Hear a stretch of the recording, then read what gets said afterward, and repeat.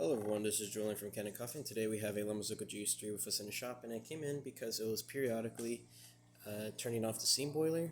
The machine was still trying to power it up, indicated by the flashing boiler lights on the PID. It's kind of not focusing, let me fix that. It's still kind of hard to see, but the two blocks that are on the top right are indications of the boilers and when they're heating. So the machine was trying to heat the steam boiler, but something was stopping it from doing so.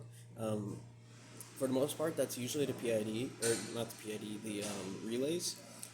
I was able to get it to act bad, and it's best that you test relays when they are malfunctioning, because you do need to test if they are transmitting power how they're supposed to be.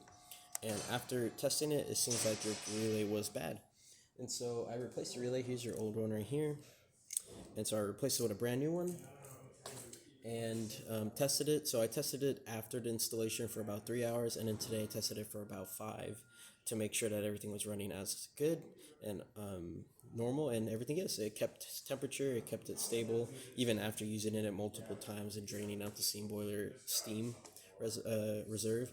It'll refill itself back up and work as intended. And just so I can show you that steam power, I did drop the temperature quite a bit. It was pushing around 2 bars. I dropped it to a little under 1.5. Of course, that could be modified back higher. I just wanted to test it, make sure it wasn't overheating. So I set it to a temperature that I personally, can remember, and made sure that it was working right. And then also the group head, of course, working. This machine was serviced earlier in the year by us. There's that hot water for you. And yeah, that's about it for this repair. If you like this video or any of our other repairs on our channel, leave a like, subscribe, and hit the bell. Thanks for watching.